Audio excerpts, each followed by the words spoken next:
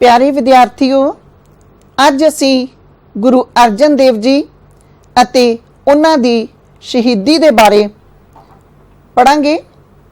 उन्हां दी गुरियाई दा समा 1581 तो 1606 ईस्वी तक रहा।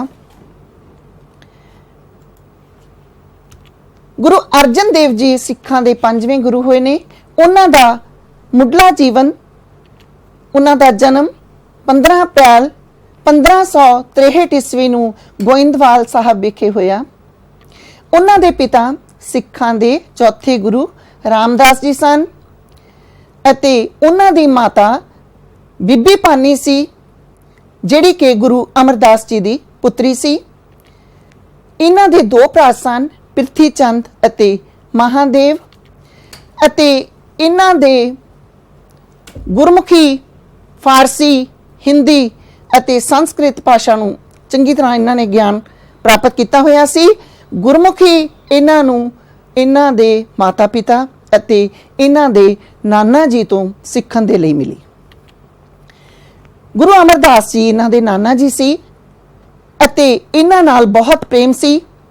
इन्हां ने कहा सी कि यह मेरा दोता बाणी दा बोहता होवेगा, भाव मानव जाति नूं संसार रूपी भव सागर तो पार उतारन दे लई बाणी दा संपादन करेगा। इन्हां दा विआह पत्नी दा नाम गंगा देवी सी, जो कि कृष्ण जी दी पुत्री सी अते म्यो पिंड दे रहन वाले सन। अते इन्हां दे एक पुत्र हरगोबिंद जी सन, जिहड़े कि सिखां दे 6वें गुरु होए हन। अते इन्हां ने मीरी ते पीरी दियां 2 तलवारां धारण कीतियां सन। अते गुरु अर्जन देव जी दी शहीदी तो बाद इन्हां ने सिखां नूं फौजी तरीके दे नाल सिखलाई देनी शुरू कीती सी अते इन्हां ने मुगलां दे नाल 4 लड़ाइयां भी लड़ियां अते जित प्राप्त कीती। गुरगद्दी दी प्राप्ति। प्यारे विद्यार्थियों, असी देखिए कि गुरु अमरदास जी ने अपनी पुत्री बीबी भानी नूं वर दिता सी कि यह गुरियाई है जिहड़ी तुहाडे घर विच रहेगी, क्योंकि इसकी मंग कीती सी उन्हां ने। अते गुरु जी दे 3 पुत्र सन। पिरथी चंद गुरु रामदास जी दा सब तो वड्डा पुत्र सी। यह स्वार्थी ते लोभी सी ते महादेव वैरागी सी। उस दा संसारिक कम्मां दे विच कोई उस दी दिलचस्पी नहीं सी। अते अर्जन देव जी गुरभगती, सेवा भाव अते निम्रता सुभाअ दे मुखी, उन्हां दे विच जिहड़े यह मुख गुण सन। अते वो सारे जिहड़े गुरु रामदास जी अते गुरु अमरदास जी इन्हां गुणां तो बहुत प्रभावित सन। अते इन्हां नूं जिहड़ी गुरियाई है वह 16 सितंबर 1581 ईस्वी नूं दत्ती गई अते सिखां दे 5वें गुरु बने। गुरगद्दी की प्राप्ति तो पिछों गुरु अर्जन देव जी नूं बड़ियां औकड़ां आईयां। पिरथी चंद दा विरोध।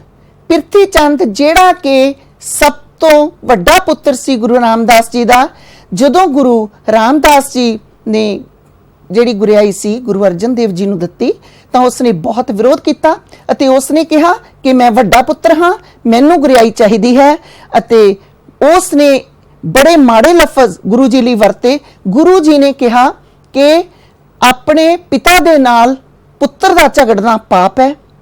परंतु पिरथी चंद ने बहुत विरोध किया अते अर्जन देव जी तो बाद दे विच जायदाद भी लै लई। अते गुरु अर्जन देव जी दे जदों कोई पुत्र नहीं सी तां करमों नूं इह सी, जो कि पिरथी चंद दी पत्नी सी, कि जायदाद है जिहड़ी उस दे पुत्र मेहरबान नूं मिलेगी ते गुरियाई भी मिलेगी।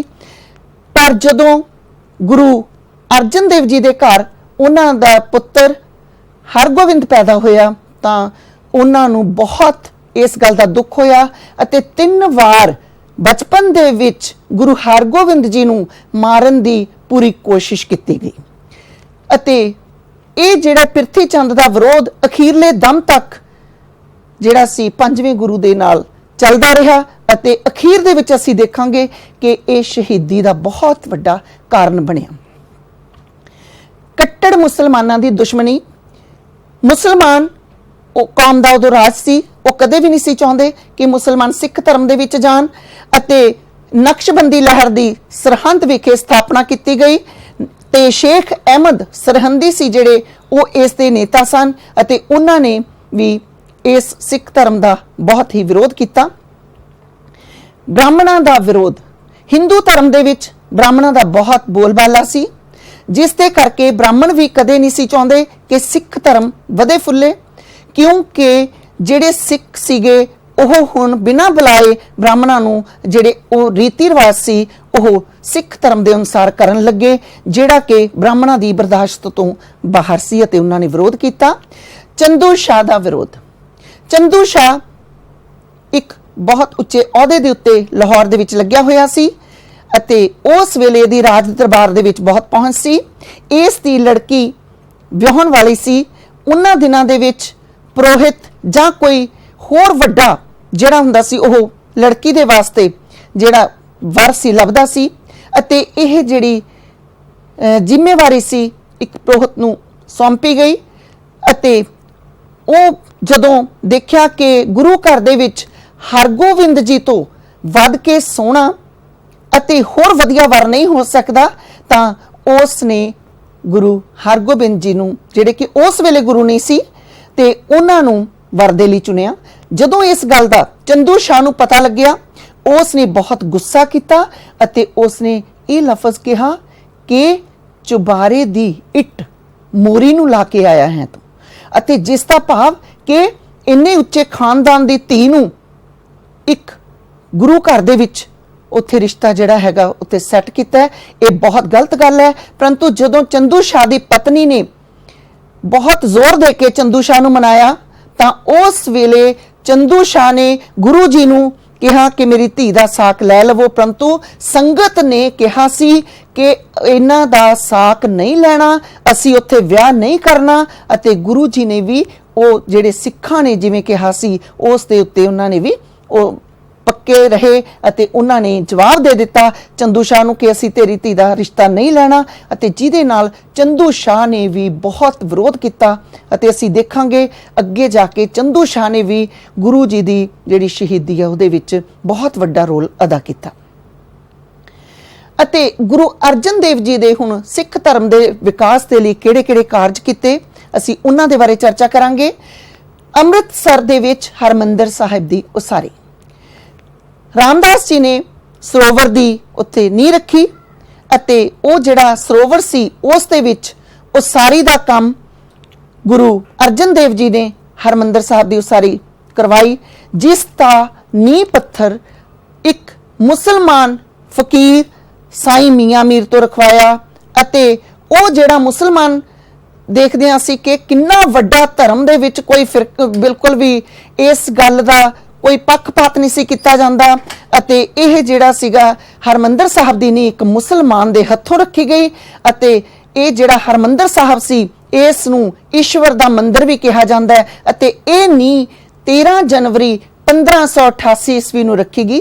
प्यारे विद्यार्थियों, एक बहुत ही वधिया गल जिहड़ी कही सिखां ने कहा कि इस नूं उच्चा बनाओ, परंतु गुरु जी ने कहा कि जो नीवा हुंदा है ਉਹ ही सब तो उच्चा हुंदा है। इसलिए ये जिहड़ा हैगा हरमंदिर साहब तुसीं देखोगे कि जदों असीं हरमंदिर साहब दे दर्शन करदे हां ते ये नीवें स्थान दे उत्ते ने अते ये जिहड़े ने हरमंदिर साहब एक इन्ने पवित्र सरोवर दे विच जिसदा जल इन्ना शुद्ध है उस दे विच जिहड़ा हरमंदिर साहब है एक बहुत ही वड्डी इंजीनियरिंग दी मिसाल है जो अज भी कायम है अते सिखां दा यह बहुत ही वड्डा तीर्थ स्थान है अते इत्थे 4 दरवाजे रखे गए, भाव कोई भी जात पात दा इत्थे नहीं सी कि किसी भी धर्म दा सारे संसार दे विचों किसी धर्म दा किसी जात दा किसी नस्ल दा कोई भी व्यक्ति आ सकता है। ये सारियां दे लई ही सांझा है अते अज भी इसकी बहुत मानता है अते सिखां दा ये सब तो वड्डा तीर्थ स्थान है। गुरु अर्जन देव जी ने तरन तारण की स्थापना की। तरन तारण भाव जिहड़ा इत्थे सरोवर दे विच नहाएगा इशनान करेगा वह इस भव सागर रूपी संसार दे विचों भी तर जाएगा ਇਹ ਗੁਰੂ ਜੀ ਨੇ ਭਰ ਦਿੱਤਾ ਅਤੇ ਤਰਨਤਾਰਨ ਸਾਹਿਬ ਜਿਹੜਾ ਸੀਗਾ ਇਹ 24 ਕਿਲੋਮੀਟਰ ਦੀ ਦੂਰੀ ਤੇ ਅੰਮ੍ਰਿਤਸਰ ਤੋਂ, ਅਤੇ ਇੱਥੇ ਕੋੜੀਆਂ ਦੇ ਲਈ ਉਹਨਾਂ ਨੇ ਆਸ਼ਰਮ ਬਣਾਇਆ, ਉਹਨਾਂ ਦੇ ਨਿਵਾਸ ਦਾ, ਭੋਜਨ ਦਾ, ਕੱਪੜਿਆਂ ਦਾ ਪ੍ਰਬੰਧ ਕੀਤਾ। ਤੁਸੀਂ ਦੇਖੋਗੇ ਕਿ ਗੁਰੂ ਅਰਜਨ ਦੇਵ ਜੀ ਖੁਦ ਕੋੜੀਆਂ ਦੀ ਸੇਵਾ ਕਰਦੇ ਸੀ ਅਤੇ ਉਹਨਾਂ ਨੇ ਇੱਕ ਬਹੁਤ ਵੱਡੀ ਇਹ ਸਿੱਖ ਧਰਮ ਦੇ ਵਿੱਚ ਜਿਹੜੀ ਮਿਸਾਲ ਹੈ ਉਹ ਕਾਇਮ ਕੀਤੀ। ਇਸ ਤੋਂ ਇਲਾਵਾ ਗੁਰੂ ਜੀ ਨੇ ਕਰਤਾਰਪੁਰ ਦੀ ਨੀਂਹ ਰੱਖੀ ਅਤੇ ਉੱਥੇ ਵੀ ਇਹ ਜਿਹੜਾ ਨਗਰ ਵਸਾਇਆ, ਖੂਹ ਖੁਦਵਾਏ। ਅਤੇ ਇਸ ਤੋਂ ਇਲਾਵਾ ਜਦੋਂ ਗੁਰੂ ਹਰਗੋਬਿੰਦ ਜੀ ਦੇ ਇਹਨਾਂ ਦੇ ਘਰ ਹਰਗੋਬਿੰਦ ਜੀ ਦਾ ਜਨਮ ਹੋਇਆ ਤਾਂ ਉਹਨਾਂ ਦੇ ਜਨਮ ਦੀ ਖੁਸ਼ੀ ਦੇ ਵਿੱਚ ਇਹਨਾਂ ਨੇ ਹਰਗੋਬਿੰਦਪੁਰ ਦੀ ਨੀਂਹ ਰਖਾਈ ਅਤੇ ਉੱਥੇ ਵੀ ਨਗਰ ਵਸਾਇਆ। ਇਹ ਜਿਹੜਾ ਅਸੀਂ ਦੇਖਾਂਗੇ ਕਿ ਇਹ ਇਸ ਸਮੇਂ ਬਹੁਤ ਵੱਡੇ ਵੱਡੇ ਜਿਹੜੇ ਕਾਰਜ ਨੇ ਇਹ ਇਹਨਾਂ ਨੇ ਕੀਤੇ। ਲਾਹੌਰ ਦੇ ਵਿੱਚ ਬੌਲੀ ਦਾ ਨਿਰਮਾਣ ਕਰਾਇਆ ਅਤੇ ਇਹ ਵੀ ਇੱਕ ਬਹੁਤ ਵੱਡਾ ਕਾਰਜ ਸੀ ਜਿਹੜਾ ਕਿ ਗੁਰੂ ਅਰਜਨ ਦੇਵ ਜੀ ਨੇ ਕਰਵਾਇਆ। ਇਸ ਤੋਂ ਇਲਾਵਾ ਮਸੰਦ ਪ੍ਰਥਾ ਦਾ ਸੰਗਠਨ ਤੇ ਵਿਕਾਸ ਵੀ ਕਰਵਾਇਆ। ਉਹ ਕਿਸ ਤਰ੍ਹਾਂ ਕਿ ਗੁਰੂ ਰਾਮਦਾਸ ਜੀ ਨੇ ਮਸੰਦ ਪ੍ਰਥਾ ਚਲਾਈ। ਮਸਨੰਦ ਮੀਨਸ ਕਿ ਉੱਚਾ ਦਰਜਾ। ਜਿਹੜੇ ਸਿੱਖ ਬੜੇ ਵਧੀਆ ਸੀ, ਉੱਚੇ ਦਰਜੇ ਦੇ ਸੀ, ਉਹ ਸੰਗਤਾਂ ਨੂੰ ਉਪਦੇਸ਼ ਦਿੰਦੇ ਸੀ ਕਿਉਂਕਿ ਸਿੱਖ ਬਹੁਤ ਵੱਧ ਗਏ ਸੀ। ਇਸ ਕਰਕੇ ਮਸੰਦ ਪ੍ਰਥਾ ਦਾ ਸੰਗਠਨ ਤੇ ਵਿਕਾਸ ਕਰਨਾ ਬਹੁਤ ਜ਼ਰੂਰੀ ਸੀ। ਥਾਂ ਥਾਂ ਦੇ ਉੱਤੇ ਜਿਹੜਾ ਸੀ ਸਰੋਵਰ ਬਣ ਰਹੇ ਸੀ।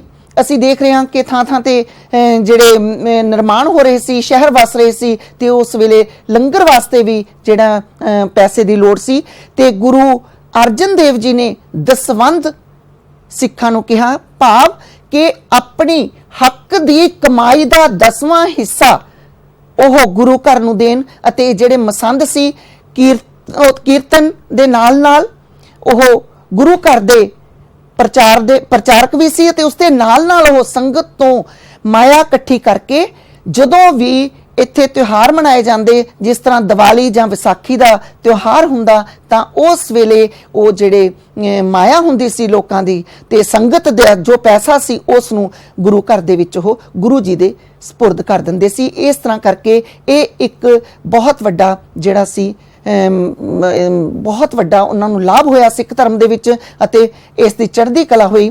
ਅਤੇ ਅਸੀਂ ਦੇਖਾਂਗੇ ਕਿ ਜਿਹੜੇ ਮਸੰਦ ਸੀ ਪਿਆਰੇ ਵਿਦਿਆਰਥੀਓ, ਜਦੋਂ ਗੁਰੂ 9ਵੇਂ ਪਾਤਸ਼ਾਹ ਜਿਹੜੇ ਸੀ ਤੇਗ ਬਹਾਦਰ ਜੀ ਹਰਮੰਦਰ ਸਾਹਿਬ ਗਏ ਤਾਂ ਇਹਨਾਂ ਨੇ ਉੱਥੇ ਦਰਵਾਜ਼ਾ ਬੰਦ ਕਰ ਦਿੱਤਾ, ਹਰਮੰਦਰ ਸਾਹਿਬ ਦੇ ਦਰਸ਼ਨ ਨਹੀਂ ਕਰਨ ਦਿੱਤੇ। ਉਹਨਾਂ ਨੇ ਇੱਕ ਥੜੇ ਦੇ ਉੱਤੇ ਬੈਠ ਕੇ ਦਰਸ਼ਨ ਕੀਤੇ ਤੇ ਫਿਰ ਇਹਨਾਂ ਦੇ ਵਿੱਚ ਇੰਨਾ ਜ਼ਿਆਦਾ ਚਰਿੱਤਰ ਗਿਰ ਗਿਆ ਸੀ, ਸਵਾਰਥੀ ਤੇ ਲੋਭੀ ਹੋ ਗਏ ਸੀ। 10ਵੇਂ ਪਾਤਸ਼ਾਹ ਜੀ ਨੇ ਫਿਰ ਜਿਹੜੇ ਸਾਡੇ ਗੁਰੂ ਗੋਬਿੰਦ ਸਿੰਘ ਜੀ ਸੀ ਉਹਨਾਂ ਨੇ ਮਸੰਦ ਪ੍ਰਥਾ ਦਾ ਖਾਤਮਾ ਕਰ ਦਿੱਤਾ ਅਤੇ ਜਿਹੜੇ ਮਸੰਦ ਚਰਿੱਤਰ ਤੋਂ ਹੀਣੇ ਸੀ ਅਤੇ ਉਹਨਾਂ ਨੂੰ ਅੱਗ ਦੇ ਵਿੱਚ ਪਾ ਕੇ ਸਾੜਿਆ ਵੀ, ਉਹਨਾਂ ਨੂੰ ਸਜ਼ਾਵਾਂ ਵੀ ਦਿੱਤੀਆਂ। ਇਸ ਤਰ੍ਹਾਂ ਇਹ ਜਿਹੜਾ ਮਸੰਦ ਪ੍ਰਥਾ ਇਹ ਗੁਰੂ ਅਰਜਨ ਦੇਵ ਜੀ ਵੇਲੇ ਜੋ ਬੜੇ ਜ਼ੋਰਾਂ ਤੇ ਸੀ, ਇਹ ਗੁਰੂ ਗੋਬਿੰਦ ਸਿੰਘ ਜੀ ਵੇਲੇ ਇਸ ਦੀ ਸਮਾਪਤੀ ਕੀਤੀ ਗਈ। ਸਭ ਤੋਂ ਵੱਡਾ ਕੰਮ ਜਿਹੜਾ ਕਿ ਇੰਨਾ ਵੱਡਾ ਕੰਮ ਸੀ ਜੋ ਅੱਜ ਵੀ ਅਸੀਂ ਦੇਖਦੇ ਹਾਂ ਕਿ ਇੰਨਾ ਪਵਿੱਤਰ ਤੇ ਜਿਹੜਾ ਸਾਰੇ ਸੰਸਾਰ ਦੇ ਵਿੱਚ ਇੱਕੋ ਇੱਕ ਗ੍ਰੰਥ ਜੋ ਕਿ ਸਾਰੇ ਸੰਸਾਰ ਨੂੰ ਇੱਕ ਉਪਦੇਸ਼ ਦਿੰਦਾ ਹੈ, ਉਹ ਆਦਿ ਗ੍ਰੰਥ ਸਾਹਿਬ ਦਾ ਸੰਕਲਨ, ਜਿਸ ਨੂੰ ਕਿ ਉਸ ਵੇਲੇ ਪੋਥੀ ਸਾਹਿਬ ਵੀ ਕਿਹਾ ਜਾਂਦਾ ਸੀ। ਅਤੇ ਇਹ ਉਹ ਬਹੁਤ ਵੱਡਾ ਕੰਮ ਸੀ। ਗੁਰੂ ਜੀ ਨੇ ਸਭ ਤੋਂ ਪਹਿਲਾਂ ਕਿਉਂਕਿ ਉਸ ਵੇਲੇ ਜਿਹੜਾ ਇਹਨਾਂ ਦਾ ਵੱਡਾ ਭਰਾ ਸੀ ਉਹ ਵੀ ਬਾਣੀ ਦੀ ਰਚਨਾ ਕਰਦਾ ਸੀ ਤੇ ਲੱਗਦਾ ਸੀ ਕਿ ਹੋ ਸਕਦਾ ਜਿਹੜੀ ਅਸਲੀ ਬਾਣੀ ਹੈ ਉਹਦੇ ਵਿੱਚ ਕੋਈ ਮਿਲਾਵਟ ਹੋ ਜੇ। ਅਤੇ ਗੁਰੂ ਸਾਹਿਬ ਨੇ ਸਭ ਤੋਂ ਪਹਿਲਾਂ ਜਿਹੜੀ ਬਾਣੀ ਸੀ ਪਹਿਲੇ ਗੁਰੂ ਦੀ, ਦੂਜੇ ਗੁਰੂ ਅਤੇ ਤੀਜੇ ਗੁਰੂ ਦੀ, ਉਹ ਗੁਰੂ ਅਮਰਦਾਸ ਜੀ ਦੇ ਪੁੱਤਰ ਬਾਬਾ ਮੋਹਨ ਜੀ ਕੋਲੇ ਸੀ। ਉਹਨਾਂ ਨੂੰ ਕਿਹਾ ਵੀ ਤੁਸੀਂ ਸਾਨੂੰ ਬਾਣੀ ਦਿਓ। ਉਹਨਾਂ ਨੇ ਬਾਬਾ ਬੁੱਢਾ ਜੀ ਨੂੰ ਭੇਜਿਆ, ਭਾਈ ਗੁਰਦਾਸ ਜੀ ਨੂੰ ਭੇਜਿਆ, ਪਰੰਤੂ ਉਹਨਾਂ ਨੇ ਨਹੀਂ ਇਹ ਪੋਥੀਆਂ ਦਿੱਤੀਆਂ। ਫਿਰ ਗੁਰੂ ਅਰਜਨ ਦੇਵ ਜੀ ਨੰਗੇ ਪੈਰੀਂ ਜਾ ਕੇ ਅੰਮ੍ਰਿਤਸਰ ਤੋਂ ਅਤੇ ਉਹ ਗੋਇੰਦਵਾਲ ਸਾਹਿਬ ਗਏ। ਉੱਥੋਂ ਉਹਨਾਂ ਨੇ ਬਾਬਾ ਮੋਹਨ ਜੀ ਦੇ ਜਿਹੜੇ ਬਹੁਤ ਹੀ ਨਿਮਰਤਾ ਦੇ ਨਾਲ ਨੰਗੇ ਪੈਰੀਂ ਜਾ ਕੇ ਜਦੋਂ ਪੋਥੀਆਂ ਮੰਗੀਆਂ ਅਤੇ ਸ਼ਬਦ ਉਚਾਰਿਆ, ਉਹਨਾਂ ਨੇ ਖੁਸ਼ ਹੋ ਕੇ ਬਾਬਾ ਮੋਹਨ ਜੀ ਨੇ ਉਹਨਾਂ ਨੂੰ ਪੋਥੀਆਂ ਜਿਹੜੀਆਂ ਸੀ ਉਹ ਦਿੱਤੀਆਂ ਅਤੇ ਗੁਰੂ ਜੀ ਨੇ ਉਹਨਾਂ ਨੂੰ ਪ੍ਰਾਪਤ ਕੀਤਾ। ਗੁਰੂ ਜਿਹੜੇ ਰਾਮਦਾਸ ਜੀ ਦੀ ਜੋ ਸ਼ਬਦ ਸੀਗੇ ਉਹ ਇਹਨਾਂ ਕੋਲੇ ਆਲਰੇਡੀ ਹੈਗੇ ਸੀ ਅਤੇ ਇਹਨਾਂ ਨੇ ਫਿਰ ਇਸ ਤੋਂ ਬਾਅਦ ਵੱਖ-ਵੱਖ ਹੋਰ ਧਰਮਾਂ ਦੇ ਜਿਹੜੇ ਭੱਟ ਸੀ ਜਾਂ ਹੋਰ ਸਾਧੂ ਸੰਤ ਸੀ, ਸਾਰੇ ਦੇਸ਼ ਦੇ ਵਿੱਚੋਂ ਉਹਨਾਂ ਨੂੰ ਵੀ ਇੱਥੇ ਜਿਹੜਾ ਆਪਣਾ ਜਿਹੜਾ ਲਿਖਿਆ ਹੋਇਆ ਸ਼ਬਦ ਸੀ ਜਿਹੜੇ ਉਹਨਾਂ ਨੂੰ ਇਸ ਗ੍ਰੰਥ ਦੇ ਵਿੱਚ ਜਿਹੜਾ ਕਿ ਉਸ ਵੇਲੇ ਭਾਈ ਗੁਰਦਾਸ ਜੀ ਤੋਂ ਲਿਖਵਾਇਆ ਤੇ ਇਹ ਉਹਦੇ ਵਿੱਚ ਸ਼ਾਮਲ ਕੀਤੇ। ਇਹ ਬਹੁਤ ਵੱਡਾ ਕਾਰਜ ਸੀ ਅਤੇ ਇਸ ਸਮੇਂ ਦੀ ਲੋੜ ਵੀ ਸੀ। ਅਤੇ ਇਸ ਥਾਂ ਦੇ ਉੱਤੇ ਜਦੋਂ ਇਹ ਰਾਮਸਰ ਦਾ ਅੰਮ੍ਰਿਤਸਰ ਦੇ ਵਿੱਚ ਸਥਾਨ ਸੀ ਜਿੱਥੇ ਇਹ ਗੁਰੂ ਜੀ ਨੇ ਇਹ ਵੱਡਾ ਕਾਰਜ ਸੀ ਜਿਹੜਾ ਸੰਪੂਰਨ ਕੀਤਾ।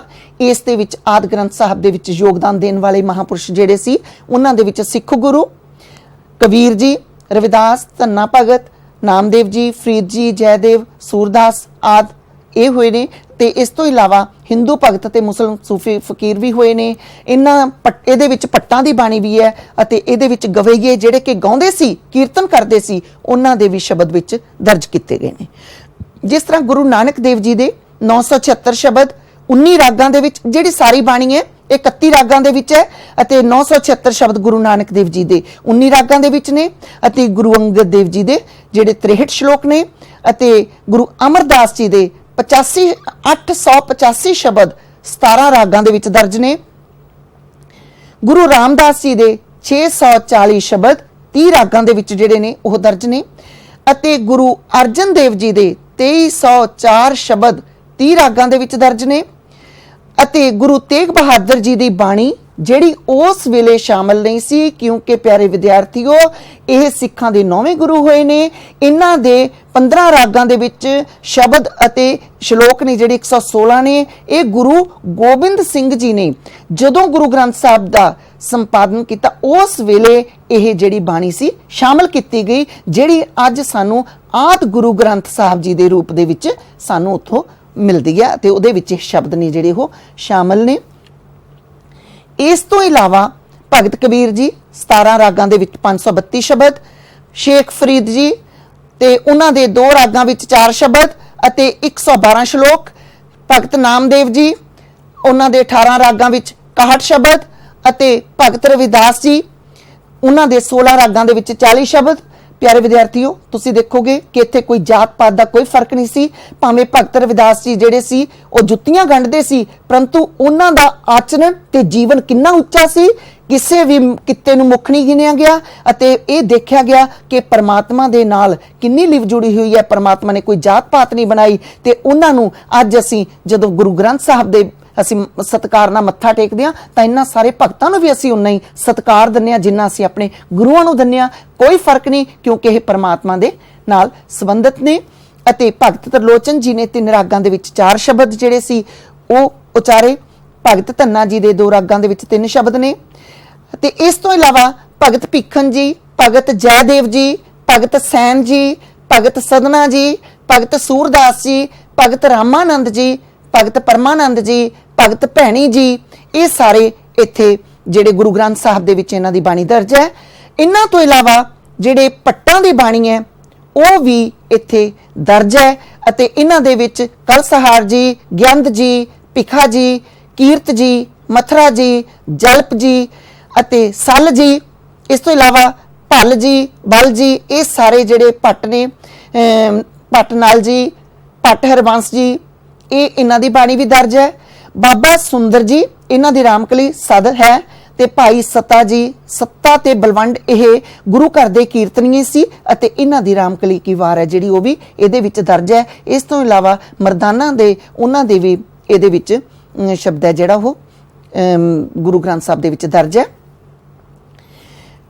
ਜਦੋਂ ਇਹ ਸਾਰਾ ਜਿਹੜਾ ਗੁਰੂ ਇਹ ਇੱਕ ਪੋਥੀ ਸਾਹਿਬ ਦੇ ਰੂਪ ਦੇ ਵਿੱਚ ਤਿਆਰ ਹੋ ਗਿਆ ਤਾਂ ਬਾਬਾ ਬੁੱਢਾ ਜੀ ਉਹਨਾਂ ਨੇ ਇਸ ਨੂੰ ਸਿਰ ਤੇ ਲੈ ਕੇ ਅਤੇ ਪੂਰੇ ਆਦਰ ਸਤਿਕਾਰ ਦੇ ਨਾਲ ਆਪਣੇ ਸਿਰ ਤੇ ਰੱਖ ਕੇ ਹਰਮੰਦਰ ਸਾਹਿਬ ਦੇ ਵਿੱਚ ਸਥਾਪਨਾ ਦੇ ਲਈ ਲੈ ਕੇ ਜਾਂਦੇ ਹੋਏ ਤੁਸੀਂ ਦੇਖ ਰਹੇ ਹੋ ਕਿ ਗੁਰੂ ਅਰਜਨ ਦੇਵ ਜੀ ਚੌਰ ਸਾਹਿਬ ਕਰ ਰਹੇ ਨੇ ਅਤੇ ਇਹ ਜਿਹੜਾ ਬਾਣੀ ਦਾ ਸਤਿਕਾਰ ਦੱਸਿਆ ਗਿਆ ਇੱਥੇ ਤੇ ਇਹਨਾਂ ਨੇ ਸੰਪਾਦਨ ਜਿਹੜਾ ਕਰਕੇ ਗੁਰੂ ਗ੍ਰੰਥ ਸਾਹਿਬ ਜਿਹੜਾ ਕਿ ਉਸ ਵੇਲੇ ਪੋਥੀ ਸਾਹਿਬ ਦੇ ਰੂਪ ਦੇ ਵਿੱਚ ਸੀ ਹਰਮੰਦਰ ਸਾਹਿਬ ਦੇ ਵਿੱਚ ਸੁਸ਼ੋਭਿਤ ਕੀਤਾ ਅਤੇ ਹਰਮੰਦਰ ਸਾਹਿਬ ਵਿਖੇ ਇਸ ਪਵਿੱਤਰ ਗ੍ਰੰਥ ਦੀ ਸਥਾਪਨਾ 16 ਅਗਸਤ 1604 ਈਸਵੀ ਨੂੰ ਇਹ ਹੋਈ ਅਤੇ ਸਭ ਤੋਂ ਪਹਿਲੇ ਮੁੱਖ ਗ੍ਰੰਥੀ ਜਿਹੜੇ ਕਿ ਬਾਬਾ ਬੁੱਢਾ ਜੀ ਇਸ ਦੇ ਗੁਰੂ ਗ੍ਰੰਥ ਸਾਹਿਬ ਦੇ ਤਾਬਿਆ ਬੈਠੇ ਨੇ। ਤੇ ਤੁਸੀਂ ਦੇਖੋਗੇ ਕਿ ਇਹਨਾਂ ਨੇ ਇਹ ਮਹਾਨ ਹਸਤੀ ਸਿੱਖ ਧਰਮ ਦੀ ਇੱਕੋ ਇੱਕ ਉਹ ਹਸਤੀ ਜਿਹੜੀ ਕਿ ਗੁਰੂ ਨਾਨਕ ਦੇਵ ਜੀ ਤੋਂ ਲੈ ਕੇ 6ਵੇਂ ਗੁਰੂ ਹਰਗੋਬਿੰਦ ਜੀ ਤੱਕ ਜਿਨ੍ਹਾਂ ਨੇ 6 ਪਾਤਸ਼ਾਹੀਆਂ ਦੇ ਦਰਸ਼ਨ ਕੀਤੇ, ਇਹ ਉਹ ਬਾਬਾ ਬੁੱਢਾ ਜੀ ਨੇ। ਅਤੇ ਇਹਨਾਂ ਨੇ ਜਦੋਂ ਉੱਥੇ ਸਥਾਪਨਾ ਹੋਈ ਤਾਂ ਇਹ ਪਹਿਲੇ ਗ੍ਰੰਥੀ ਥਾਪੇ ਗਏ। ਤੇ ਉਸ ਵੇਲੇ ਗੁਰੂ ਅਰਜਨ ਦੇਵ ਜੀ ਨੇ ਕਿਹਾ, ਬੁੱਢਾ ਸਾਹਿਬ ਖੋਲੋ ਗ੍ਰੰਥ, ਲਿਖੋ ਆਵਾਜ਼, ਸੁਨੇ ਸਭ ਪੰਥ, ਅਦਬ ਸੰਗ ਤਬ ਗ੍ਰੰਥ ਸੇ ਖੋਲਾ, ਲੈ ਆਵਾਜ਼ ਬੁੱਢਾ ਮੁਖ ਬੋਲਾ। ਤੇ ਇਹ ਜਿਹੜਾ ਇਸ ਤੋਂ ਬਾਅਦ ਇਸ ਦਾ ਸਤਕਾਰ ਇੰਨਾ ਕਾਇਮ ਕੀਤਾ ਕਿ ਗੁਰੂ ਘਰ ਦੇ ਵਿੱਚ ਮਰਿਆਦਾ ਇਸ ਨੂੰ ਉੱਚੇ ਸਥਾਨ ਦੇ ਉੱਤੇ ਸ਼ੋਭਿਤ ਕੀਤਾ ਗਿਆ ਅਤੇ ਗੁਰੂ ਅਰਜਨ ਦੇਵ ਜੀ ਆਪ ਨੀਵੇਂ ਥਾਂ ਦੇ ਉੱਤੇ ਬਹਿੰਦੇ ਰਹੇ ਅਤੇ ਪੂਰਾ ਗੁਰਬਾਣੀ ਦਾ ਸਤਕਾਰ ਕੀਤਾ। ਅਤੇ ਇਹ ਜਿਹੜੇ ਸੱਤਾ ਤੇ ਬਲਵੰਡ ਉਸ ਵੇਲੇ ਕੀਰਤਨ ਕਰਦੇ ਸੀ, ਜਿਨ੍ਹਾਂ ਦੀ ਬਾਣੀ ਹੁਣ ਮੈਂ ਦੱਸ ਕੇ ਚੁੱਕੀ ਹਾਂ ਕਿ ਉਹਨਾਂ ਦੇ ਗੁਰੂ ਗ੍ਰੰਥ ਸਾਹਿਬ ਦੇ ਵਿੱਚ ਦਰਜ ਹੈ, ਅਤੇ ਇਹ ਵੀ ਕੀਰਤਨ ਦੀ ਸੇਵਾ ਨਿਭਾਉਂਦੇ ਸੀ। ਅਤੇ ਗੁਰੂ ਅਰਜਨ ਦੇਵ ਜੀ ਖੁਦ ਵੀ ਕਈ ਸਾਜ਼ ਵਜਾਉਂਦੇ ਸੀ, ਪਰੰਤੂ ਇਹਨਾਂ ਨੇ ਇੱਕ ਨਵਾਂ ਸਾਜ਼ ਜਿਸ ਦਾ ਨਾਂ ਸਰੰਦਾ ਸੀ ਬਣਾਇਆ ਅਤੇ ਪਰਮਾਤਮਾ ਦੀ ਉਸਤਤ ਵੇਲੇ ਸ਼ਬਦ ਜਦੋਂ ਵੀ ਗਾਉਂਦੇ ਤਾਂ ਉਹ ਇਸ ਦੀ ਵਰਤੋਂ ਕਰਦੇ ਸੀ। ਇੱਕ ਹੋਰ ਬਹੁਤ ਵੱਡੀ ਗੱਲ, ਉਸ ਵੇਲੇ ਗੁਰੂ ਅਰਜਨ ਦੇਵ ਜੀ ਨੇ ਜਿਹੜੀ ਸੰਗਤ ਸੀ ਉਸ ਨੂੰ ਵੀ ਖੁਦ ਕੀਰਤਨ ਕਰਨ ਦਾ ਇਹ ਕਿਹਾ ਕਿ ਤੁਸੀਂ ਖੁਦ ਕੀਰਤਨ ਕਰੋ। ਅਤੇ ਇਹ ਜਿਹੜਾ ਰਿਵਾਜ ਹੈ ਕਿ ਉਸ ਵੇਲੇ ਤੋਂ ਸੰਗਤ ਨੂੰ ਇਹ ਪੂਰਾ ਹਦਾਇਤ ਦਿੱਤੀ ਗਈ ਅਤੇ ਅੱਜ ਜਿਹੜੀ ਸੰਗਤ ਹੈ ਉਹ ਸੰਗਤ ਰੂਪ ਦੇ ਵਿੱਚ ਜਾਂ ਕੋਈ ਵੀ ਕੀਰਤਨ ਹੈ ਜਿਹੜਾ ਉਹ ਕਰ ਸਕਦਾ ਹੈ। ਅਤੇ ਇਹ ਜਿਹੜਾ ਅਸੀਂ ਦੇਖਿਆ ਕਿ ਗੁਰੂ ਗ੍ਰੰਥ ਸਾਹਿਬ ਉਸ ਵੇਲੇ ਦੇ ਸਮੇਂ ਦੀ ਲੋੜ ਸੀ, ਇਹ ਬਹੁਤ ਵੱਡਾ ਕੰਮ ਸੀ ਅਤੇ ਇਹ ਇੰਨਾ ਵੱਡਾ ਕਿ ਇਹ ਜਿਹੜੀ ਬਾਣੀ ਸੀ ਇਕੱਠੀ ਇੰਨੀ ਹੋ ਗਈ ਸੀ ਤੇ ਇਸ ਨੂੰ ਇਹਦੇ ਵਿੱਚ ਇੱਕ ਓੰਕਾਰ ਤੋਂ ਲੈ ਕੇ ਜੋ ਹੈ ਇੱਕ ਓੰਕਾਰ ਸਤਨਾਮ ਕਰਤਾ ਪੁਰਖ ਨਿਰਭਉ ਨਿਰਵੈਰ ਅਕਾਲ ਮੂਰਤ ਅਜੂਨੀ ਸੈਭੰ ਗੁਰ ਪ੍ਰਸਾਦ ਜਪ। ਜੇ ਅਸੀਂ ਇਸ ਨੂੰ ਦੇਖੀਏ ਤਾਂ ਇਹ ਸਾਰਾ ਵੀ ਗੁਰੂ ਗ੍ਰੰਥ ਸਾਹਿਬ ਜਿਹੜਾ ਇੱਕ ਪਰਮਾਤਮਾ ਦੇ ਆਲੇ ਦੁਆਲੇ ਉਸ ਦਾ ਸੈਂਟਰਲ ਆਈਡੀਆ ਜਿਹੜਾ ਉਹ ਇੱਕ ਪਰਮਾਤਮਾ ਹੈ ਕਿ ਇੱਕੋ ਹੀ ਹੈ, ਉਹ ਉਹਦੇ ਵਰਗਾ ਹੋਰ ਕੋਈ ਨਹੀਂ ਹੋ ਸਕਦਾ ਤੇ ਉਸ ਨੂੰ ਜਪਣਾ ਚਾਹੀਦਾ। ਇਹ ਅੱਜ ਸਮੇਂ ਦੀ ਲੋੜ ਦੇ ਮੁਤਾਬਕ ਜੇ ਅਸੀਂ ਦੇਖਦੇ ਹਾਂ ਕਿ ਗੁਰੂ ਗ੍ਰੰਥ ਸਾਹਿਬ ਬਹੁਤ ਜ਼ਰੂਰਤ ਸੀ ਸਮੇਂ ਦੀ, ਜੋ ਕਿ ਸਾਨੂੰ ਗੁਰੂ ਜੀ ਨੇ ਇਹ ਬਖਸ਼ਿਆ। ਅਤੇ ਇਹ ਅਖੀਰ ਦੇ ਵਿੱਚ ਅਸੀਂ ਦੇਖਦੇ ਹਾਂ ਗੁਰੂ ਗੋਬਿੰਦ ਸਿੰਘ ਜੀ ਤੋਂ ਬਾਅਦ ਗੁਰੂ ਗੱਦੀ ਹੈ ਜਿਹੜੀ ਉਹ ਗੁਰੂ ਗ੍ਰੰਥ ਸਾਹਿਬ ਜੀ ਨੂੰ ਦਿੱਤੀ ਗਈ। ਗੁਰੂ ਅਰਜਨ ਦੇਵ ਜੀ ਨੇ ਘੋੜਿਆਂ ਦੇ ਵਪਾਰ ਨੂੰ ਉਤਸ਼ਾਹ ਦਿੱਤਾ ਤਾਂ ਕਿ ਜਿਹੜੇ ਸਿੱਖ ਨੇ ਉਹ ਹੋਰ ਵੀ ਜ਼ਿਆਦਾ ਵਧੀਆ ਤਰੀਕੇ ਦੇ ਨਾਲ ਆਪਣਾ ਆਰਥਿਕ ਜੀਵਨ ਉੱਚਾ ਲੈ ਜਾਣ। ਅਤੇ ਉਹਨਾਂ ਨੇ ਸਮੁੰਦਰੋਂ ਪਾਰ ਇਹ ਜਿਹੜਾ ਮਨਾਂ ਦੇ ਵਿੱਚ ਸੀ ਕਿ ਨਹੀਂ ਜਾਣਾ ਮਾੜਾ ਹੈ, ਉਹ ਵੀ ਗੁਰੂ ਜੀ ਨੇ ਇਸ ਗੱਲ ਨੂੰ ਖਤਮ ਕੀਤਾ। ਅਤੇ ਜਿਹੜੇ ਸਿੱਖ ਸੀ ਉਹ ਅੱਗੇ ਜਾ ਕੇ ਅਸੀਂ ਦੇਖਾਂਗੇ ਘੋੜਸਵਾਰਾਂ ਦੇ ਰੂਪ ਦੇ ਵਿੱਚ ਬਹੁਤ ਹੀ ਉਹਨਾਂ ਨੇ ਸੈਨਾ ਦੇ ਵਿੱਚ ਵਧੀਆ ਭੂਮਿਕਾਵਾਂ ਨਿਭਾਈਆਂ ਅਤੇ ਅਖੀਰ ਦੇ ਵਿੱਚ ਸਿੱਖ ਰਾਜ ਕਾਇਮ ਕਰਨ ਦੇ ਵਿੱਚ ਵੀ ਉਹ ਯੋਗ ਹੋ ਗਏ। ਅਤੇ ਸਮਾਜਿਕ ਸੁਧਾਰ, ਗੁਰੂ ਜੀ ਨੇ ਜਾਤ ਪਾਤ ਦਾ ਖੰਡਨ ਕੀਤਾ। ਉਹਨਾਂ ਨੇ ਦੇਖਿਆ ਕਿ ਜਿਸ ਤਰ੍ਹਾਂ ਅਸੀਂ ਦੇਖਦੇ ਹਾਂ ਲੰਗਰ ਪ੍ਰਥਾ ਚਲਾਈ ਜੋ ਚੱਲ ਰਹੀ ਸੀ ਉਸ ਨੂੰ ਹੋਰ ਅੱਗੇ ਡਿਵੈਲਪ ਕੀਤਾ ਅਤੇ ਇਸ ਦੇ ਨਾਲ ਨਾਲ ਪੰਗਤ ਦਾ ਅਤੇ ਸੰਗਤ ਦਾ ਜਿਹੜਾ ਸੀ ਉਹ ਉਸੇ ਤਰ੍ਹਾਂ ਚੱਲਦਾ ਰਿਹਾ। ਅਤੇ ਗੁਰੂ ਅਰਜਨ ਦੇਵ ਜੀ ਨੇ ਇਸ ਤੋਂ ਇਲਾਵਾ ਕਿ ਨਸ਼ਾ ਕਰਨਾ ਮਾੜਾ ਹੈ ਉਹਦਾ ਵਿਰੋਧ ਕੀਤਾ ਅਤੇ ਵਿਧਵਾ ਵਿਆਹ ਉਸ ਦੇ ਲਈ ਉਹਨਾਂ ਨੇ ਦੁਬਾਰਾ ਕਿ ਉਸ ਲੜਕੀ ਨੂੰ ਸਤੀ ਨਾ ਕੀਤਾ ਜਾਵੇ, ਸਗੋਂ ਵਿਧਵਾ ਵਿਆਹ ਹੈ ਜਿਹੜਾ ਉਹ ਤਾਂ ਕੀਤਾ ਜਾਵੇ ਅਤੇ ਉਸ ਨੂੰ ਜੀਣ ਦਾ ਜਿਹੜਾ ਪੂਰਾ ਉਹਨੂੰ ਇਜਾਜ਼ਤ ਹੋਣੀ ਚਾਹੀਦੀ ਹੈ। ਇਸ ਤੋਂ ਇਲਾਵਾ ਅਸੀਂ ਦੇਖਦੇ ਹਾਂ ਕਿ ਉਹਨਾਂ ਨੇ ਕੋੜੀਆਂ ਦੇ ਲਈ ਆਸ਼ਰਮ ਬਣਾਏ, ਖੂਹ ਖੁਦਵਾਏ ਅਤੇ ਥਾਂ ਥਾਂ ਦੇ ਉੱਤੇ ਸਰੋਵਰ ਜਿਹੜੇ ਸੀ ਉਹ ਬਣਵਾਏ। ਅਤੇ ਸਿੱਖ ਧਰਮ ਦਾ ਉਤਸ਼ਾਹਪੂਰਵਕ ਜਿਹੜਾ ਸੀ ਉਹ ਪ੍ਰਚਾਰ ਕੀਤਾ ਗਿਆ ਅਤੇ ਬਹੁਤ ਤੇਜ਼ੀ ਦੇ ਨਾਲ ਹੋਇਆ ਕਿਉਂਕਿ ਉਸ ਵੇਲੇ ਮਸੰਦ ਪ੍ਰਥਾ ਤੇ ਸਿੱਖਾਂ ਦੇ ਇਹਨਾਂ ਨੇ ਬਹੁਤ ਵੱਡਾ ਇੱਕ ਰੋਲ ਨਿਭਾਇਆ। ਅਤੇ ਇਸ ਤੋਂ ਬਾਅਦ ਗੁਰੂ ਜੀ ਦੇ ਜਿਹੜੇ ਸਮਰਾਟ ਦੇ ਨਾਲ ਅਸੀਂ ਦੇਖਦੇ ਹਾਂ ਉਸ ਵੇਲੇ ਸਮਰਾਟ ਅਕਬਰ ਸੀ, ਉਹਦੇ ਬੜੇ ਵਧੀਆ ਮਿੱਤਰਤਾਪੂਰਨ ਸੰਬੰਧ ਸੀਗੇ। ਅਤੇ ਕਈ ਜਦੋਂ ਜਿਹੜੇ ਬ੍ਰਾਹਮਣ ਸੀ ਅਤੇ ਜਿਹੜੇ ਮੁਸਲਮਾਨ ਸੀ ਉਹਨਾਂ ਨੇ ਜਾ ਕੇ ਸ਼ਿਕਾਇਤਾਂ ਲਗਾਈਆਂ ਕਿ ਇੱਕ ਗ੍ਰੰਥ ਲਿਖਿਆ ਜਾ ਰਿਹਾ ਹੈ ਜਿਹੜਾ ਸਿੱਖਾਂ ਵੱਲੋਂ ਇਹਦੇ ਵਿੱਚ ਬੜੀਆਂ ਗਲਤ ਗੱਲਾਂ ਲਿਖੀਆਂ ਹੋਈਆਂ ਨੇ। ਜਦੋਂ ਇਹ ਉਹਨਾਂ ਤੋਂ ਮੰਗਵਾ ਕੇ ਦੇਖਿਆ ਗਿਆ ਤਾਂ ਉਹਦੇ ਵਿੱਚ ਕਿਹਾ ਅਕਬਰ ਨੇ ਵੀ ਇਹੋ ਜਿਹੀ ਕੋਈ ਗੱਲ ਨਹੀਂ ਅਤੇ ਇਹ ਤਾਂ ਇੱਕ ਐਡਾ ਵੱਡਾ ਪੂਜਣਯੋਗ ਗ੍ਰੰਥ ਹੈ ਤੇ ਇਹਦੇ ਉੱਤੇ ਚੱਲਣਾ ਚਾਹੀਦਾ ਹੈ। ਇਹ ਤਾਂ ਬਹੁਤ ਹੀ ਵਧੀਆ ਜਿਹੜਾ ਗੁਰੂ ਜੀ ਨੇ ਇਹ ਸੰਸਾਰ ਨੂੰ ਇੱਕ ਇਹੋ ਜਿਹਾ ਮੈਸੇਜ ਦਿੱਤਾ ਜਿਹੜਾ ਕਿ ਬਹੁਤ ਹੀ ਵਧੀਆ ਤਰੀਕੇ ਦੇ ਨਾਲ ਅੱਜ ਵੀ ਅਸੀਂ ਦੇਖੀਏ ਕਿ ਸਾਰੇ ਸੰਸਾਰ ਦੇ ਵਿੱਚ ਸ਼ਾਂਤੀ ਸਥਾਪਿਤ ਕਰਨ ਦੇ ਲਈ ਇਹਦਾ ਜਿਹੜਾ ਉਪਦੇਸ਼ ਹੈ ਇਹ ਬਹੁਤ ਹੀ ਵਧੀਆ ਹੈ। ਇਹ ਸਾਨੂੰ ਵਿਸ਼ਵ ਭਾਈਚਾਰੇ ਦਾ, ਮਨੁੱਖਤਾ ਦੀ ਭਲਾਈ ਦਾ, ਪਰਮਾਤਮਾ ਦੀ ਏਕਤਾ ਦਾ ਇਹ ਜਿਹੜਾ ਸੰਦੇਸ਼ ਦਿੰਦਾ ਹੈ ਅਤੇ ਇਹ ਗੁਰਮੁਖੀ ਭਾਸ਼ਾ ਦੇ ਵਿੱਚ ਲਿਖਿਆ ਗਿਆ। ਅਤੇ ਇਸ ਦੇ ਨਾਲ ਨਾਲ ਅਸੀਂ ਦੇਖਦੇ ਹਾਂ ਕਿ ਹੋਰ ਵੀ ਭਾਸ਼ਾਵਾਂ ਜਿਹੜੇ ਦੂਜੇ ਦੇਸ਼, ਆਪਣੇ ਭਾਰਤ ਦੇਸ਼ ਦੇ ਵੱਖ-ਵੱਖ ਜਿਹੜੇ ਸੰਤ ਸੀ ਜਿਨ੍ਹਾਂ ਦੀ ਬਾਣੀ ਇਹਦੇ ਵਿੱਚ ਲਿਖੀ ਗਈ ਹੈ, ਉਹਨਾਂ ਦੀਆਂ ਵੱਖ-ਵੱਖ ਭਾਸ਼ਾਵਾਂ ਦੇ ਵਿੱਚ ਸਨ ਅਤੇ ਉਹ ਵੀ ਇਹਦੇ ਵਿੱਚ ਦਰਜ ਕੀਤੇ ਸੀ ਇਹਨਾਂ ਨੇ। ਅਤੇ ਇਸ ਤੋਂ ਇਲਾਵਾ ਸਿੱਖ ਧਰਮ ਦੇ ਲਈ ਬਹੁਤ ਕੰਮ ਕੀਤੇ ਗੁਰੂ ਅਰਜਨ ਦੇਵ ਜੀ ਨੇ, ਪਰੰਤੂ ਉਹਨਾਂ ਨੂੰ ਆਤਮ ਬਲਿਦਾਨ ਦੇਣਾ ਪਿਆ। ਉਹਨਾਂ ਨੂੰ ਕਿਉਂਕਿ ਸਹਿਜਾਦਾ ਖੁਸਰੋ ਜਿਹੜਾ ਕਿ ਉਸ ਵੇਲੇ ਜਹਾਂਗੀਰ ਦਾ ਵੱਡਾ ਪੁੱਤਰ ਸੀ, ਉਸ ਨੇ ਬਾਗੀ ਹੋ ਕੇ ਆਪਣੇ ਪਿਤਾ ਦੇ ਵਿਰੁੱਧ ਬਗਾਵਤ ਕੀਤੀ ਅਤੇ ਉਹ ਗੁਰੂ ਅਰਜਨ ਦੇਵ ਜੀ ਕੋਲ ਕਿਹਾ ਜਾਂਦਾ ਵੀ ਆਸ਼ੀਰਵਾਦ ਲੈਣ ਆਇਆ। ਉਹਨਾਂ ਨੇ ਗੁਰੂ ਅਰਜਨ ਦੇਵ ਜੀ ਨੇ ਅਕਬਰ ਦਾ ਪੋਤਰਾ ਸਮਝ ਕੇ ਉਸ ਦਾ ਸਤਿਕਾਰ ਕੀਤਾ। ਜਦੋਂ ਇਸ ਗੱਲ ਦਾ ਪਤਾ ਲੱਗਿਆ ਤਾਂ ਉਸ ਨੇ ਗੁਰੂ ਜੀ ਨੂੰ ਜਿਹੜਾ ਸ਼ਹੀਦੀ ਦੇ ਲਈ ਵੀ ਇਹਨਾਂ ਨੂੰ ਸ਼ਹੀਦ ਕੀਤਾ ਜਾਵੇ, ਉਹਨੂੰ ਬਹੁਤ ਗੁੱਸਾ ਆਇਆ। ਪਰੰਤੂ ਜਦੋਂ ਹੋਰਾਂ ਦੇ ਕਹਿਣ ਦੇ ਉੱਤੇ ਇਹ ਕਿਹਾ ਗਿਆ ਵੀ ਨਹੀਂ ਇਹਨਾਂ ਨੂੰ ਸ਼ਹੀਦ ਨਾ ਕੀਤਾ ਜਾਵੇ ਤਾਂ ਉਹਨਾਂ ਨੇ ਕਿਹਾ 2 ਲੱਖ ਰੁਪਇਆ ਉਹ ਜੁਰਮਾਨੇ ਦੇ ਰੂਪ ਦੇ ਵਿੱਚ ਭਰਨ। ਪਰ ਗੁਰੂ ਜੀ ਨੇ ਕਿਹਾ ਕਿ ਮੈਂ ਜਿਹੜਾ 2 ਲੱਖ ਰੁਪਇਆ ਹੈ ਇਹ ਜੁਰਮਾਨੇ ਦੇ ਰੂਪ ਦੇ ਵਿੱਚ ਨਹੀਂ ਭਰਾਂਗਾ, ਕਿਉਂਕਿ ਸੰਗਤ ਦਾ ਪੈਸਾ ਹੈ, ਇਹ ਮੇਰਾ ਪੈਸਾ ਨਹੀਂ ਹੈ। ਅਤੇ ਉਹ ਸ਼ਹੀਦੀ ਦੇ ਲਈ ਤਿਆਰ ਹੋ ਗਏ ਸਨ। ਅਤੇ ਇਹ ਬਹੁਤ ਹੀ, ਜੇ ਅਸੀਂ ਦੇਖੀਏ, ਸਿੱਖ ਕੌਮ ਦੇ ਵਿੱਚ ਸਭ ਤੋਂ ਵੱਡਾ ਤੇ ਸਭ ਤੋਂ ਮਹਾਨ ਸ਼ਹੀਦ ਸੀ ਜਿਹੜੇ ਉਹ ਗੁਰੂ ਅਰਜਨ ਦੇਵ ਜੀ ਸੀ। ਇਹਨਾਂ ਦੇ ਕਾਰਨ ਕਿ ਜਹਾਂਗੀਰ ਜੀ ਦੀ ਜਿਹੜਾ ਜਹਾਂਗੀਰ ਅਸੀਂ ਦੇਖਿਆ ਕਿ ਧਾਰਮਿਕ ਕੱਟੜ ਸੀ, ਉਹ ਨਹੀਂ ਸੀ ਚਾਹੁੰਦਾ ਕਿ ਇਹ ਜਿਹੜਾ ਸਿੱਖ ਧਰਮ ਹੈ ਵਧੇ ਫੁੱਲੇ ਅਤੇ ਸਿੱਖ ਪੰਥ ਦਾ ਵਿਕਾਸ ਇਹ ਬਹੁਤ ਵੱਡਾ ਸਾਰਿਆਂ ਨੂੰ ਖਟਕਦਾ ਸੀ। ਅਤੇ ਨਕਸ਼ਬੰਦੀ ਜਿਹੜੇ ਸੀ ਉਹਨਾਂ ਨੇ ਵੀ ਜਹਾਂਗੀਰ ਨੂੰ ਭੜਕਾਇਆ। ਇਸ ਤੋਂ ਇਲਾਵਾ ਚੰਦੂ ਸ਼ਾਹ ਸੀ ਜਿਹੜਾ, ਉਹਦਾ ਵੀ ਗੁਰੂ ਘਰ ਦੇ ਨਾਲ ਬੈਰ ਹੋਣ ਕਰਕੇ ਉਹ ਵੀ ਸ਼ਿਕਾਇਤਾਂ ਲਗਾਉਂਦਾ ਸੀਗਾ। ਅਤੇ ਪਿਰਥੀਏ ਦੀ ਦੁਸ਼ਮਣੀ ਅਤੇ ਇਦਾਂ ਦੇ ਹੋਰ ਜਿਹੜੇ ਹੈਗੇ ਕਿੰਨੇ ਹੀ ਕਾਰਨ ਬਣ ਜਾਂਦੇ ਆ। ਅਖੀਰ 30 ਮਈ ਨੂੰ 1606 ਈਸਵੀ ਨੂੰ ਗੁਰੂ ਅਰਜਨ ਦੇਵ ਜੀ ਨੂੰ ਪਹਿਲਾਂ ਉਬਲਦੇ ਪਾਣੀ ਦੀ ਦੇਗ ਵਿੱਚ ਬਿਠਾਇਆ ਗਿਆ। ਫਿਰ ਉਸ ਤੋਂ ਬਾਅਦ ਉਹਨਾਂ ਨੂੰ ਲੋਹ ਦੇ ਉੱਤੇ ਗਰਮ ਤੱਤੀ ਤਵੀ ਦੇ ਉੱਤੇ ਬਿਠਾ ਕੇ ਉਹਨਾਂ ਦੇ ਸਿਰ ਦੇ ਵਿੱਚ ਕੜਛੇ ਦੇ ਨਾਲ ਰੇਤ ਪਾਈ ਗਈ ਅਤੇ ਉਹਨਾਂ ਨੂੰ ਸ਼ਹੀਦ ਕੀਤਾ ਗਿਆ। ਅਤੇ ਤੁਸੀਂ ਦੇਖੋਗੇ ਕਿ ਗੁਰੂ ਹਰਗੋਬਿੰਦ ਜੀ ਦੇ ਨਾਲ ਜਦੋਂ ਇਹਨਾਂ ਦੇ ਸੰਬੰਧ ਬਹੁਤ ਵਧੀਆ ਹੋਏ, ਜਦੋਂ ਜਿਹੜਾ ਜਹਾਂਗੀਰ ਸੀ ਤਾਂ ਜਦੋਂ ਚੰਦੂ ਸ਼ਾਹ ਨੂੰ ਪਕੜ ਕੇ ਲਾਹੌਰ ਦੀਆਂ ਗਲੀਆਂ ਦੇ ਵਿੱਚੋਂ ਲਿਜਾਇਆ ਗਿਆ ਸੀ, ਜੋ ਤੁਸੀਂ ਦੇਖ ਰਹੇ ਹੋ ਕਿ ਕੜਛੇ ਦੇ ਨਾਲ ਰੇਤ ਸਿਰ ਦੇ ਵਿੱਚ ਪਾ ਰਿਹਾ ਹੈ, ਉਹ ਵਿਅਕਤੀ ਝੱਟ ਅੰਦਰ ਗਿਆ, ਉਹੀ ਕੜਛਾ ਲੈ ਕੇ ਆਇਆ ਅਤੇ ਉਸ ਨੇ ਉਸ ਕੜਛੇ ਦੇ ਨਾਲ ਉਸ ਤੇ ਚੰਦੂ ਸ਼ਾਹ ਦੇ ਉੱਤੇ ਵਾਰ ਕੀਤਾ ਅਤੇ ਉਸ ਦਾ ਉੱਥੇ ਥਾਂ ਹੀ ਉਹਦਾ ਸਿਰ ਸੀ ਜਿਹੜਾ ਦੋਫਾੜ ਹੋ ਗਿਆ ਅਤੇ ਉੱਥੇ ਉਸ ਦੀ ਮੌਤ ਹੋ ਗਈ। ਗੁਰੂ ਅਰਜਨ ਦੇਵ ਜੀ ਦੀ ਸ਼ਹੀਦੀ ਦਾ ਮਹੱਤਵ। ਗੁਰੂ ਅਰਜਨ ਦੇਵ ਜੀ ਦੀ ਸ਼ਹੀਦੀ ਦੇ ਨਾਲ ਇੱਕ ਸਿੱਖ ਕੌਮ ਦੇ ਵਿੱਚ ਇੱਕ ਨਵਾਂ ਰੋਹ ਜਾਗਿਆ। ਤੇ ਗੁਰੂ ਹਰਗੋਬਿੰਦ ਜੀ ਨੂੰ ਜਦੋਂ ਗੁਰੂ ਅਰਜਨ ਦੇਵ ਜੀ ਨੇ ਗੁਰਗੱਦੀ ਦਿੱਤੀ ਤੇ ਉਹਨਾਂ ਨੂੰ ਇਹ ਵੀ ਕਿਹਾ ਕਿ ਤੁਸੀਂ ਹੁਣ ਸ਼ਸਤਰਬੰਦ ਹੋ ਕੇ ਰਹਿਣਾ ਹੈ। ਅਤੇ ਗੁਰੂ ਹਰਗੋਬਿੰਦ ਜੀ ਦੀ ਜਿਹੜੀ ਨਵੀਂ ਨੀਤੀ ਸੀ, 2 ਤਲਵਾਰਾਂ ਧਾਰਨ ਕੀਤੀਆਂ, ਇੱਕ ਮੀਰੀ ਦੀ ਤੇ ਇੱਕ ਪੀਰੀ ਦੀ। ਪੀਰੀ ਦੀ ਭਾਵ ਧਾਰਮਿਕ ਹੋਣ ਦੇ ਨਾਲ ਨਾਲ ਉਹਨਾਂ ਨੂੰ ਰਾਜਨੀਤਿਕ ਤੌਰ ਤੇ ਵੀ ਆਪਣੇ ਆਪ ਨੂੰ ਤਿਆਰ ਕਰਨਾ ਹੈ। ਉਹਨਾਂ ਨੂੰ ਫੌਜ ਬਣਾਉਣ ਦੇ ਲਈ ਕਿਹਾ ਅਤੇ ਉਹਨਾਂ ਨੇ ਵੀ 4 ਲੜਾਈਆਂ ਲੜੀਆਂ, ਸ਼ਾਹਜਹਾਂ ਦੇ ਵਿਰੁੱਧ ਵੀ ਲੜੀਆਂ, 4 ਲੜਾਈਆਂ ਜਿੱਤੀਆਂ। ਅਤੇ ਇਸ ਤੋਂ ਬਾਅਦ ਜਿਹੜੇ ਸਿੱਖ ਸੀ ਉਹ ਵੀ ਹਥਿਆਰਬੰਦ ਹੋ ਗਏ ਅਤੇ ਮੁਗਲਾਂ ਤੇ ਸਿੱਖਾਂ ਦੇ ਸਬੰਧਾਂ ਦੇ ਵਿੱਚ ਪਰਿਵਰਤਨ ਆਇਆ। ਜਿੱਥੇ ਅਸੀਂ ਦੇਖਦੇ ਹਾਂ ਅਕਬਰ ਦੇ ਨਾਲ ਬੜਾ ਵਧੀਆ ਸਬੰਧ ਸੀ, ਹੁਣ ਮੁਗਲਾਂ ਤੇ ਸਿੱਖਾਂ ਦੇ ਆਪਸ ਦੇ ਵਿੱਚ ਲੜਾਈਆਂ ਹੋਈਆਂ। ਅਤੇ ਫਿਰ ਉਸ ਤੋਂ ਬਾਅਦ ਅਸੀਂ ਦੇਖਾਂਗੇ ਕਿ ਗੁਰੂ ਗੋਬਿੰਦ ਸਿੰਘ ਜੀ ਵੇਲੇ ਮੁਗਲਾਂ ਨੇ ਉਹਨਾਂ ਦੇ ਬੱਚਿਆਂ ਤੇ ਕਿੰਨੇ ਅਤਿਆਚਾਰ ਕੀਤੇ।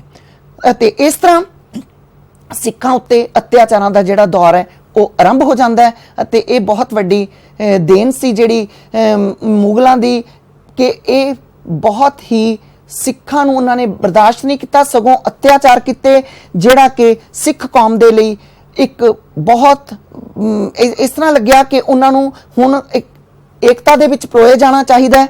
ਅਤੇ ਉਹਨਾਂ ਨੇ ਨਿਡਰ ਹੋ ਕੇ, ਹਥਿਆਰਬੰਦ ਹੋ ਕੇ, ਪੂਰੇ ਜ਼ੋਰ ਸ਼ੋਰ ਦੇ ਨਾਲ ਉਹਨਾਂ ਨੇ ਇਹਨਾਂ ਦਾ ਜਿਹੜਾ ਵਿਰੋਧ ਕੀਤਾ ਅਤੇ ਸ਼ਸਤਰ ਫੜੇ ਆਪਣੀ ਰੱਖਿਆ ਦੇ ਲਈ ਅਤੇ ਹਿੰਮਤ ਤੇ ਦਲੇਰੀ ਤੋਂ ਭਾਗ ਲਿਆ। ਉਹਨਾਂ ਨੇ ਪੂਰਾ ਸਿੱਖ ਜਿਹੜੀ ਕੌਮ ਸੀ ਉਹਨਾਂ ਨੇ ਇਸ ਅਤਿਆਚਾਰਾਂ ਦਾ ਪੂਰਾ ਡਟ ਕੇ ਮੁਕਾਬਲਾ ਕੀਤਾ। ਇਹ ਇੱਕ ਬਹੁਤ ਹੀ ਬਹਾਦਰ ਕੌਮ ਜਿਹੜੀ ਸਾਬਤ ਹੋਈ।